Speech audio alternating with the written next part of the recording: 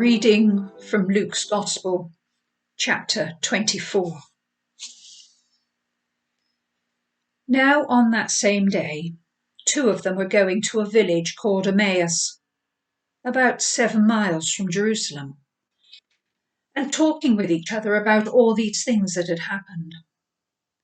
While they were talking and discussing, Jesus himself came near and went with them. But their eyes were kept from recognizing him. And he said to them, "What are you discussing with each other while you walk along?" They stood still, looking sad. Then one of them, whose name was Cleopas, answered him, "Are you the only stranger in Jerusalem who does not know the things that have taken place there in these days?" He asked them, "What things?" They replied, "The things about Jesus of Nazareth, who was a prophet, mighty in deed and word before God and all the people, and how our chief priests and leaders handed him over to be condemned to death and crucify him. But we had hoped that he was the one to redeem Israel. Yes, and besides all this, it is now the 3rd day since these things took place. Moreover, some women of our group astounded us. They were at the tomb early this morning, and when they did not find his body there, they came back and told us that they had indeed seen a vision of angels who said that he was alive. Some of those who were with us went to the tomb and found it just as the women had said, but they did not see him." Then he said to them, "Oh, how foolish you are, and how slow of heart to believe all that the prophets had declared.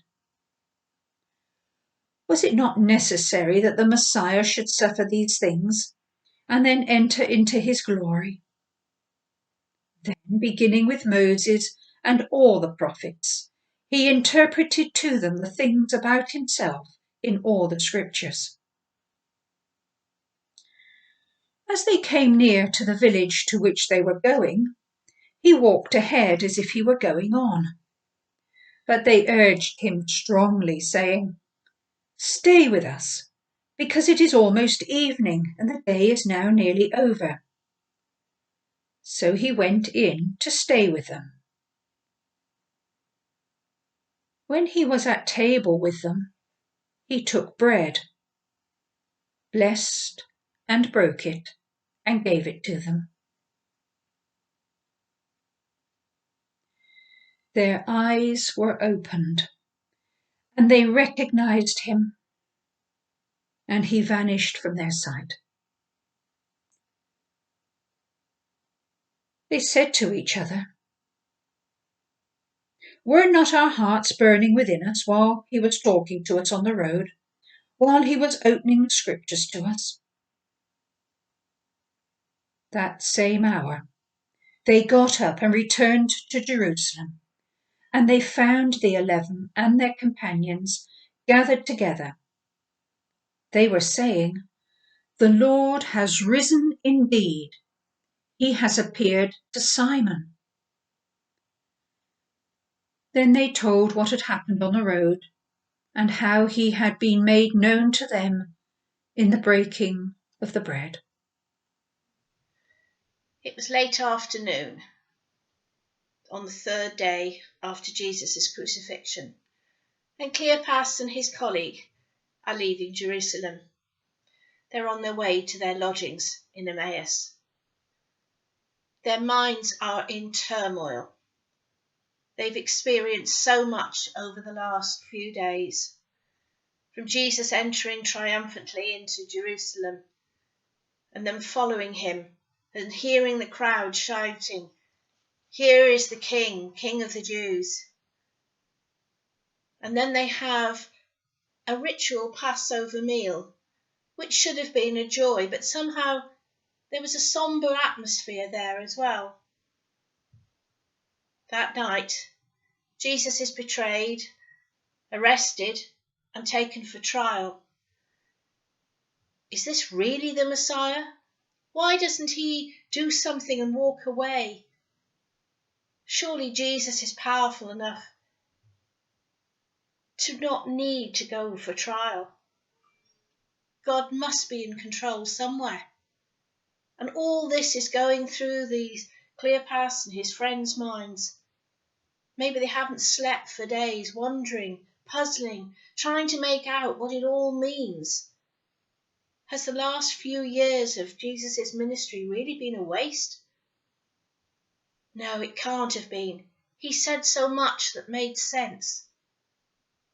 And yet what? What's happening? He's crucified. A horrible death. So added to all their confusion, their worry, their anxiety, their misunderstandings, we now add mourning, grieving for the loss of a leader and a friend.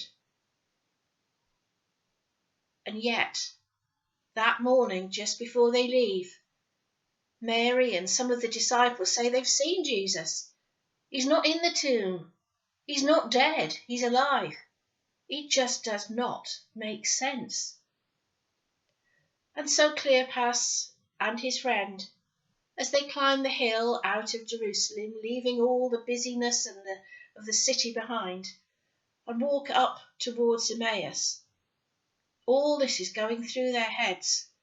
They're so full of all the things that they have to think about, talk about, as they talk with each other, that they miss the stranger standing next to them. Should they really be frightened of the stranger? After all, he could be an informer for the Romans or the Jewish leaders. But no, their minds are so busy with all their own thoughts that they include the stranger in them. And as the stranger is allowed to talk, so he explains and puts into perspective all the events of the last week, an understanding of what Jesus really meant begins to sink into their minds. When they get to their lodgings, they invite Jesus in, and it's as he breaks the bread, they're reminded of Jesus at the Passover meal, and their eyes are opened, and they realise that they too are seeing the risen Jesus.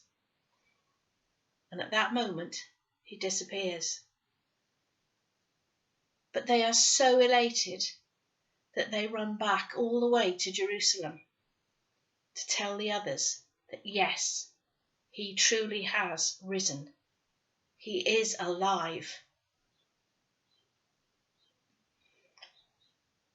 We've all got things on our minds, haven't we? Some of us have more than other things on our minds. Although some have been lonely and bored during lockdown, many have been really busy, just trying to keep things going. And so there are times when we can't sleep because our minds are muddled and we're going over and over and over things, and have we said the right thing here and done the right thing there, and should we be doing this and should we be doing that, and how do we plan the next day? We're just like Cleopas and his colleague. We're busy, our minds full. Do we realise that Jesus is always beside us? Always there to listen to us, and if we let him, talk to us. He can make sense of all our ramblings. He can make sense of all our thoughts, and he can guide us on the way forward. He can give us peace, he can give us understanding, and he can make our lives more purposeful in his name. And there are times, aren't there, when we glimpse Jesus beside us, and it is just a glimpse, because then it's gone again. We can't quite hold on to it for very, very long. But it was real, just as real as it was to Cleopas as they ran back to Jerusalem.